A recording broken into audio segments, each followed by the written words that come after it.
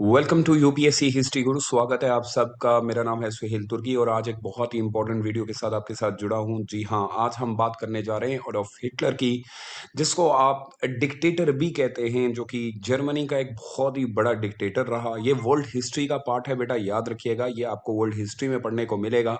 UPSC 2021 2022 जो बच्चे exam देने के लिए जा रहे हैं उनके लिए ये बहुत ही ज्यादा महत्वपूर्ण होगा। अब आप बोलेंगे कि सुहेल सर ने ये वीडियो आज क्यों बनाई और इसके पीछे क्या कारण है। बेटा, आज है 20 अप्रैल और इसी दिन जन्म हुआ था हिटलर का। और जब हमें पता है कि कोई डेट जब हम लेते हैं तो फिर उसके ऊपर हमें जानकारी होनी चाहिए। ये दिन आज ही का था जब हिटलर का जन्म हुआ। उस हिटलर का जिसने पूरे विश्व के अंदर एक नाम बनाया। इन रिगार्डिंग अगर हम देखें तो इस पूरे हिटलर के प्रोसेस की बात अगर हम करें तो इसके दो पार्ट निकलते हैं। उन बच्चों के लिए यदि जो इस वीडियो को देख रहे हैं तो मैं उनको अथेंटिसिटी अगर दे देता हूं तो क्लास 9 की एनसीईआरटी, प्लीज मैं फिर से रिपीट कर रहा हूँ, क्लास 9 की एनसीईआरटी चैप्टर नंबर 3 और पेज नंबर 1 पे आपको ये पढ़ने को मिल जाएगा। तो अथेंटिसिटी से क्या फायदा होता है कि सर जो आप पढ़ा रहे हैं वो कहाँ पे लिखा हुआ है, कहाँ से हमें मिलेगा।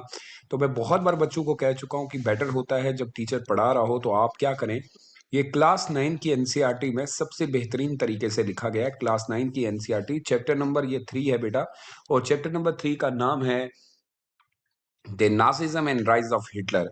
तो मैं उम्मीद करूंगा कि मैं जो चीजें बताऊंगा उसके बाद आप अगर एनसीईआरटी को पढ़ना चाहेंगे। वैसे ये जो पार्ट मैंने लिया है ये मैंने एनसीईआरटी से ही लिया है, उसके इंपॉर्टेंट पॉइंट्स लिए हैं। वर्ल्ड हिस्ट्री का सवाल बन सकता है, डेफिनेटली बनता है। और प्री में मैं ये कर सकता हूँ कि कंपैरिजन के तौर पे भी सवाल पूछा जा सकता है। तो जो पॉइंट लिख बता रहा हूँ प्लीज उनको नोट कीजिए। और यदि अगर आप इस चैनल पे नए हैं और अभी तक आपने इसको सब्सक्राइब नहीं किया है तो प्लीज पहले सब्सक्राइब करें ताकि आपको आने वाली वीडियोस की नोटिफिकेशन भी मिलती रहे। और इस वीडियो को शुरू करने से पहले मैं बता देता हूँ कि मैंने एनसीईआरटी की सारी जितनी भी बुक्स हैं उनके बारे में आपको बता दिया है। प्लस डेली एक करंट अफेयर्स की न्यूज भी मैं अपडेट करता हूँ। कोशिश करेंगे कि with the passage of time at least जो हमारा द हिंदू का पार्ट है या इंडियन एक्सप्रेस की जो न्यूज होती हैं वो भी मैं लेके आ रहा हूँ। सो यहाँ पे आप लोगों को वो सारी चीजें मिलेगी जिसकी आपको नीड है। तो चलिए शुरू करते हैं इस वीडियो को। इस वीडियो की थीम क्या रहेगी, हम जानने की कोशिश करेंगे पॉलिसीज, क्योंकि यूपीएससी आपको हिटलर की जीवनी नहीं पूछेगा। जीवनी मीन्स लाइफ के बारे में नहीं पूछता है, खाना खाता था, ये नहीं करता था, वो करता। So it's only based on the policies, क्या किया उसने। तो आप जब पढ़ते हैं तो ऐसा नहीं करने का है कि उसका घर कहाँ पे था, पिताजी क्या करते थे। लेकिन क्योंकि ये वीडियो बनाई गई है, ये एक डॉक्यूमेंट्री है, तो थोड़ी सी चीजें मैं ही बता दूंगा आपको। लेकिन जो जो इंपॉर्टेंट चीज होगी उसके ऊपर मैं क्लिक करके आपको बताऊंगा। तो शुरू करते हैं। सबसे पहले हिटलर के बारे में क्या क्या चीजें बोली गई हैं और किस तरीके से ये हमारी हिस्ट्री के लिए इम्पोर्टेंट है, हमें कौन सी चीजें यहाँ पे ध्यान में रखनी है, उनके ऊपर बात करते हैं। सबसे पहली चीज, जब हिटलर के बारे में आप पढ़ते हैं तो आप सब जानते हैं कि हिटलर जो बिलोंग करता था वो जर्मनी से बिलोंग करता था। मीन्स ये जर्मनी का था। अब जर्मनी का है तो डेफिनेटली हम लोगों को ये पता है कि जर्मनी ने ऑलरेडी एक वर्ल्ड वॉर में पार्टिसिपेट भी किया था। और एक बहुत ही बड़ा जंग हुआ। और उसके बाद जो हम लोगों को देखने को मिला वो तो सब आप सब जानते हैं। अब मैं यहाँ पे बात कर रहा हूँ, ये पॉइंट आपके लिए बहुत इंपॉर्टेंट होगा। एडॉल्फ हिटलर की मैं बात कर रहा हूँ। अब बहुत सारे बच्चों को कंफ्यूजन भी है इसके बारे में कि हम सर इनको किस तरीके से डिनोट करते हैं, सही डिनोट करें या गलत डिनोट करें, इसके बारे में सर बता दीजिए, थोड़ा सा पता नहीं चलता है। जो जो पॉइंट मैंने लिखे हैं उनके ऊपर आप क्लिक कीजिएगा और देखिएगा कि क्या क्या इंपॉर्टेंट है। यहाँ पे लिख रहा है कि Hitler was burn on April 20। अब ये डेट जो है इसीलिए मैंने ये वीडियो बनाई क्योंकि आज 20 अप्रैल है, इसी दिन पैदा हुए। बड़ी ही एक बहुत ही प्यारी फैमिली से बिलोंग करते थे, humble family. And you don't need to write down in the mains answer writing, UPSC में ये चीज नहीं चाहिए। लेकिन क्योंकि अब मैं हम वीडियो पढ़ रहे हैं तो हमें थोड़ी सी जानकारी हो ताकि हम मेंस के आंसर में थोड़ा सा फायदा। ऐसा आप नहीं करेंगे कि आप नोट्स में ही लिखें। बहुत कहा जाता है कि जो फैमिली उसकी थी ये बहुत अच्छी फैमिली से बिलोंग करता था। हम्बल वर्ड यूज इसलिए किया गया है क्योंकि हिटलर के लिए ये वर्ड यूज करना गलत है, क्योंकि वो हम्बल था ही नहीं। लेकिन जो उनके माता पिता थे वो बहुत ही अच्छे थे और ये बिलोंग करते थे फैमिली ऑस्ट्रियन विलेज। ऑस्ट्रिया की बारे में मैं ऑलरेडी एक वीडियो डाल चुका हूँ। ये एक आइलैंड टाइप का है ऑस्ट्रियन विलेज। और on account of property, sorry poverty, बहुत ही गरीब होने के कारण he could not get proper education. तो इनके जो माता पिता थे वो इतने फाइनेंशियली अच्छे नहीं थे, तो इनकी पूरी एजुकेशन नहीं हो पाती है। इनके पिताजी का ये मानना था कि मेरा पुत्र यानी कि मेरा बेटा जो है वो एक गवर्नमेंट एम्प्लॉयर बने, जो कि आज भी हम लोग भी चाहते हैं। बट अनफॉर्चुनेटली हिटलर जो था वो नहीं चाहता था। He was very fond of art. वो उस समय कहा जाता है कि बचपन में इसको आर्ट बनाने की यानी कला बनाने की, या हम ये चित्रकला कह सकते हैं, या पेंटिंग करने की बहुत अच्छी शौक थी। तो पढ़ाई में इतना अच्छा नहीं था। सो उन्होंने 18 साल की उम्र में ही आर्ट एंड पेंटिंग को ज़्यादा प्रेफ़रेंस दी है। ये देखिए, और आर्किटेक्चर यानी कि हम ये कह सकते हैं कि बिल्डिंग बनाने का काम, यानी कि काइंड ऑफ इंजीनियरिंग बनने का चांसेस था। लेकिन उसके बिहेवियर के हिसाब से अगर हम देखें, ये happened to witness the behaviour of the Jews. हम सबसे ज़्यादा जो चीज़ उनकी याद रखते हैं वो है इनका जो सब पूरी हिस्ट्री बेस्ड है, that is regarding Jews. Jews के ऊपर आपने होपफुली सुना भी होगा। इनके मुताबिक according to the Hitler the point of the NCERT, ये एनसीईआरटी ये आप यूपीएससी के लिए इंपॉर्टेंट है बेटा, ऊपर वाली चीज़ें छोड़ दें, इस पे आ जाएँ। एनसीईआरटी ये मानती है, क्लास 9 की NCERT chapter number 3 page number 1, कि जीव्स जो हैं they were they morally enemies. यानी कि अगर जीव्स हम देखें तो सबसे दुनिया में खतरनाक अगर कोई हैं तो वो जीव्स लोग हैं। अब ये क्यों बोल रहे हैं? बोला कि ये एनिमीज ऑफ इंडिविजुअलिज्म। इंडिविजुअलिज्म जब वर्ड यूज करते हैं यानी कि पूरी ह्यूमैनिटी की मैं बात कर रहा हूं, हर एक इंसान के लिए ये कहते हैं कि जीव जो हैं वो खतरनाक है। क्यों?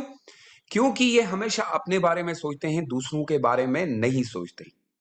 अब आप बोलेंगे क्या सोहेल सर, ये आप अपने थ्रू बोल रहे हैं? नहीं बेटा, मैंने फिर से कोट कर रहा हूं class 9 NCERT chapter number 3 page number 1 line number 5 में। आप जाके पढ़िए, आप खुद भी देख लीजिएगा तो आपको पता चलेगा कि ये हमेशा उस समय ये कहते थे कि अगर देश को खतरा है तो जीव है, क्योंकि ये लोग अपने पैसे, जो जर्मनी के पैसे हैं, उनको लूट रहे हैं। क्लास 9 की एनसीईआरटी चैप्टर नंबर अगर आप 3 पढ़ेंगे तो इंडिविजुअलिज्म के बारे में वहां पे अच्छा खासा दिया है। इंडिविजुअलिज्म के बाद वो कहते हैं कि नेशनलिज्म, यानी कि ये देश को खराब करने वाले लोग हैं। और एंड रेशलिज्म, ये यही वो लोग हैं जिन्होंने पूरे समाज को बांट के रख दिया। तो इन्होंने एलिगेशंस लगाए थे कि जीव अच्छे लोग नहीं है। फर्दर इन्होंने एक और चीज भी इसमें ऐड कर दी। ही फेल्ड, ये सारे एनसीईआरटी पॉइंट है, that the Jews were the supporter of the Karl Marx ideology. यानी मार्क्सिज्म आइडियोलॉजी अपना रहे हैं, जो कि मार्क्सिज्म को वो नहीं मानते थे। हम ये कह सकते हैं, इसका ये मतलब है कि दस ही वॉज एंटी जीव्स, वो जीव्स के खिलाफ था, उनके आइडियाज के खिलाफ था। At very early age Hitler जो है उसने अपोज कर दिया था कि democracy was oppose to democracy. वो कहता था कि लोकतंत्र होना ही नहीं चाहिए। एंड इसीलिए उसने कहा था he believe in the supremacy of German race, यानी कि जो लोग जर्मनी से हैं, जिनके पिता और माता दोनों जर्मनी से हैं, जर्मनी उन्हीं का है। इसीलिए मैंने इसको हिटलर अर्ली एज कहा है। तो यहाँ पे जब हम सिस्टम देखते हैं, क्या आप बच्चों से अब सवाल ये पूछा जा सकता है कि इनकी पॉलिसी में एक शब्द जो है ना वो आज बहुत ज्यादा रिलीवेंस है। बेटा प्लीज देखिएगा, 21 सेंचुरी में जो हम बात कर रहे हैं ना, 21 सेंचुरी में हम भी तो यही बात कर रहे हैं। हम भी ये कहते हैं कि supremacy of the German race और supremacy of the Indian race हो गया, कि भारत उनका है, जिस भारत उन्हीं का होगा जिस जो भारत के मूल्य होंगे, यानी कि उनके पिता माता सब यहीं से होंगे। तो क्रॉस मैरिज हुई है या कहीं बाहर से आके सेटल हुए हैं वो नहीं है। तो ये इनकी पॉलिसी थी। अब देखना इस पॉलिसी से क्या खतरा साबित हो सकता है। और आप सब जानते हैं हिटलर की यही पॉलिसी थी जिसकी वजह से बहुत खतरा भी हुआ। अब ये पॉइंट थे एनसीईआरटी के। आई होप आपने एनसीईआरटी के पॉइंट्स को तो क्लियर कर लिया, जो आपको पूरी बुक पढ़ने की जरूरत नहीं है, यहीं से आप ये पॉइंट निकाल सकते हैं। ज्यादा इधर उधर भागने की जरूरत नहीं है, पूरे इंटायरली एनसीईआरटी में यही पॉइंट दिए हैं, बाकी चीजों को आप इग्नोर करेंगे। अब यहाँ पे जरा देखिएगा, इनके मैंने कुछ वर्क दिखे हैं। वर्क मतलब ये कैसे काम करते थे। पहला काम इनका ये था, during the first world war. अब फर्स्ट वर्ल्ड वॉर हुआ था 1914 से लेके 1980 तक। बेटा याद रखिएगा, ये डेट बहुत इंपॉर्टेंट है। 1914 से लेके 1918 तक जो है, जो वर्ल्ड वॉर होता है, during the first world war Hitler ने ज्वाइन किया था आर्मी को and participated in the war, और कहा कि देश को मेरी जरूरत है और मैं देश के साथ हूं और मैं हमेशा देश के लिए लड़ूंगा और देश हमारा मेन है। तो उस समय ये बात जरा क्लियर समझ में आती है कि वाकई बंदा जो है देश के प्रति बहुत ज्यादा प्यार रखता था, और इसीलिए शायद उसने इतने बड़े कदम उठाए और लोगों की मदद भी की। अब देखिएगा कि यहाँ पे मैं बात कर रहा हूँ कि बहुत मदद की और लोगों को ये समझाने की कोशिश की कि हमारे देश को खतरा है। तो 1914 का ये पॉइंट ये याद रखिएगा। दूसरा ये है कि इन्होंने इतना काम किया कि इनकी ब्रेवरी को लेके ज्यूरिंग द वॉर इन्होंने बहुत ज्यादा काम किया, जो कि ये घायल भी हो गए थे। उनको एक ऑनर दिया गया with the award of iron cross. ये बहुत ही इंपॉर्टेंट है, याद रखिएगा। इनको एक जैसे हमारे यहाँ पे जो योद्धा होते हैं उनको भी दिया जाता है, इनको जो अवार्ड मिला है उसको आयरन क्रॉस कहा जाता है। प्री का क्वेश्चन बनेगा बेटा, प्लीज लिख लीजिएगा। और पूरे विश्व के अंदर सिर्फ ये अवार्ड सिर्फ और सिर्फ किसको मिला था? ये मिला था, आप याद रखिएगा, हिटलर को। और ये वर्ल्ड वॉर फर्स्ट के दौरान इनको दिया गया क्योंकि ये इतने ब्रेव थे। ही बिलीव दैट, इनके मुताबिक, दैट द जीव्स जो हैं एंड द कम्युनिस्ट जो हैं वे are responsible for the defeat of Germany. यानी ये कहते हैं कि जर्मनी जो हारा वर्ल्ड वार में, वो इसलिए नहीं हारा कि हम लोग कमजोर थे, ये इसलिए हारा कि जीव्स और कम्युनिस्ट जो पार्टी वहां पे रूल करती थी, उस पार्टी का नाम भी आपको याद होना चाहिए, वैमियर रिपब्लिकन पार्टी, याद रखिएगा। इस पार्टी का नाम था वैमियर रिपब्लिकन पार्टी, जो वहां की थी। ही देयरफॉर अंडरटूक अ प्रोग्राम टू। तो उसके बाद इन्होंने कहा कि मुझे इनसे बदला लेना है क्योंकि ये लोगों ने जर्मनी को खत्म कर दिया। तीसरी चीज, he also started a new party. इसी चीज में उन्होंने एक नई पार्टी बनाई with the cooperation of his friend, जो भी दोस्त थे। National socialistic German labour party was launched, जिसको बाद में एक नया नाम दिया गया नाजी पार्टी। बट आप याद रखिएगा, यहाँ पे भी प्री का क्वेश्चन निकलेगा कि नाजी पार्टी का सबसे पहला नाम क्या था। सो प्लीज बेटा ये याद रखिएगा, बहुत इंपॉर्टेंट। यही चीजें आपके लिए बहुत इंपॉर्टेंट होती हैं जो आप नहीं करते हैं। उसके बाद अगर आप देखेंगे सारे एनसीईआरटी पॉइंट्स लिए गए हैं। प्लीज ऐसा कुछ नहीं है कि मैंने कोई खास बुक लेके लेके लॉन्च कर दिया आपके सामने, क्योंकि मुझे भी पता है कि ये क्वेश्चन जो है वो एनसीईआरटी बेस्ड में सबसे अच्छा लिखा गया है। यानी कि अगर आप इसको थोड़ा बहुत रेलिवेंस आज के तौर पे करके देखेंगे तो डेफिनेटली आपको बहुत फायदा होने वाला है। तो चलें यहाँ पे अब बात करते हैं कि नाजीज्म जो है, सबसे पहले नाजी क्या था जो पार्टी बनी। नाजीज्म ने हमेशा रेसिज्म के ऊपर बात की है। रेसिज्म यानी कि आप कलर के हिसाब से देख लें या कम्युनिटी के हिसाब से लें, उनका ये मानना था, यानी कि हिटलर का मानना था, the doctrine believe in the superiority, यानी कि अगर कोई सुपीरियर है of the state ruled by the particular race, in the case the Aryan race. अगर कोई हम जर्मनी पे रूल कर सकता है तो वो एक ही हैं, वो एक ही हो सकते हैं, आर्यन हो सकते हैं। आर्यन शब्द ऐसे ले लें, आर्यन रेस का मतलब यही ले सकते हैं हम कि बाय ब्लड भी वो वहीं के हैं, अब यहाँ पे बाय नेचुरली भी वहीं के हैं। यानी ऐसा नहीं है कि वो किसी देश और देश से आए हैं। तो इसके मुताबिक नाजिज्म में हमें रेसिज्म देखने को मिला है, और वो बिलीव करते थे कि हम सुपीरियर हैं रेदर देन अदर कास्ट। दूसरी चीज, Nazism considered class based society. इन्होंने क्लास बेस्ड सोसाइटी, देखिए, Nazism considered class based society a hindrance to a racial unity and sought to be eliminated. अगर आप देखेंगे जब क्लास बेस्ड सोसाइटी हो जाती है, हम लोग तो नहीं मानते, हम तो कहते हैं कि नहीं, लेकिन इनके मुताबिक क्लास सोसाइटी होना एक बहुत ही रेशियल यूनिटी जो है उसको फायदा भी देती है, क्योंकि देश के अंदर वही लोग रहे अगर जो देश के हैं सच में, तो वो हमें बहुत आगे। तो इनकी एक पॉलिसी बहुत डेंजरस भी रही है। नाजिज्म ने यह भी कहा है, consider the state as a tool for the preservation and advancement of the master race. यानी कि जो स्टेट होती है ये टूल होता है प्रिजर्व करने के लिए मास्टर रेस, यानी कि रेसिज्म को। यानी जो जर्मनी के हैं, स्टेट ही एक ऐसी चीज है जो जर्मनी को बचा सकती है, यानी कि स्टेट के पावर के हिसाब की बात करते हैं। Nazism considered the state as a tool for the preservation of and the advancement of the master race. ये दो बार लिखा है तो इसको कट कर दिया। Adolf Hitler and Joseph Mengele are the famous Nazis. ये यूपीएससी प्री का क्वेश्चन बेटा।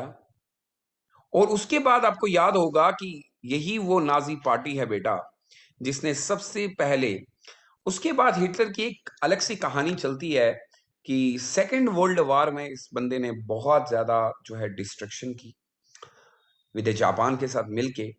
और इनका मानना ही यही था कि लाइफ में अगर कुछ करना पड़ेगा तो हमें जिव। तो मुझे अर्ली एज आप अगर आप देखेंगे, and please I am just requesting कि आज तो डेट है इनकी 20 अप्रैल, तो मैंने कुछ चीजें आपको बताई।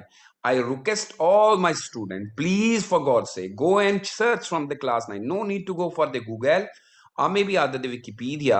The only thing you need to do is just go and search from the class 9 NCERT chapter number 3. There is written, the way they have written about the Nazism is what actually UPSC demand, जो UPSC आपसे चाहता है वो आपको class 9 की NCERT से मिलेगा। एक और चीज याद रखिएगा, this is relevant to the mains examination, may be they will ask you a question regarding the policies of the Hitlers, how it is has been implemented in now in a 21st century. Do you agree that some of the countries right now are implementing the same concept in their region or maybe in the state? While discussing and debating on this, like for example, if I talk about the recently the ex-president of United States of America, Donald Trump, even he has mentioned about the Hitler that he was right while saying that the Germany belongs to the German. And the same case what he has mentioned in his speech that United States of America belongs to only those who belong by birth, by naturally and by color or by blood from the United States of America. So, do you think that this policy has been now revised and the history itself repeat? Now, some of the nations are trying to implement the same concept.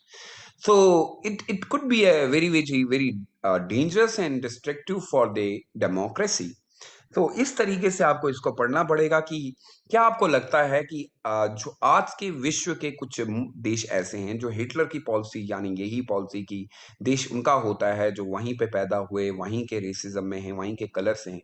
तो ये कहीं न कहीं खतरा है। Hope आप इसके note बनाएँगे और इस प्रश्न का उत्तर देंगे कि आपको लगता है कि नाज़िज़्म की जो आइडियोलॉजी है वो रिसेंटली आपको किसी नेशन में देखने को मिली।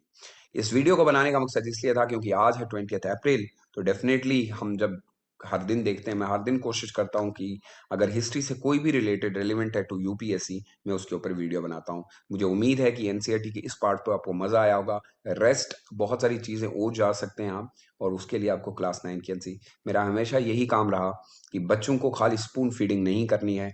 मेरा माध्यम यही है कि एटलीस्ट मैं आपको बताऊँ और आप उसको पढ़ें and don't only read that what UPSC demand. इसकी पॉलिसीज, इसका वे ऑफ क्या था, इनकी एडमिनिस्ट्रेशन कैसी थी, कॉज क्या था डिक्लाइन होने का, सेकेंड वर्ल्ड वॉर में किस तरीके से इंप्लीमेंट किया गया, फेसिज्म वगैरह को कैसे ये देखते हैं। So thank you so much, I hope आपने एंजॉय किया होगा इस वीडियो को।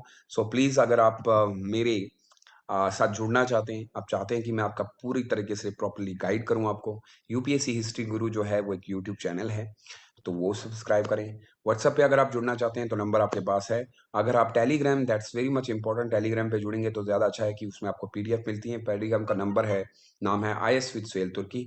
अगर मुझे आप टेलीग्राम पे ही जुड़ना इंस्टा पे जुड़ना चाहते हैं, UPSC_हिस्ट्री गुरु, वहाँ जुड़ सकते हैं और contact on this same number. I hope आप अपने बाकी लोगों के साथ भी ये शेयर करेंगे।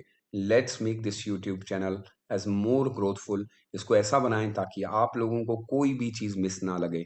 मुझे उम्मीद है आप एंजॉय कर रहे होंगे। आपके फीडबैक हमारे लिए बहुत इंपॉर्टेंट है। वीडियो के नीचे फीडबैक ज़रूर दे दीजिएगा। अपना रखिएगा ख्याल। Stay safe and stabilise. कल मिलता हूँ। Bye bye.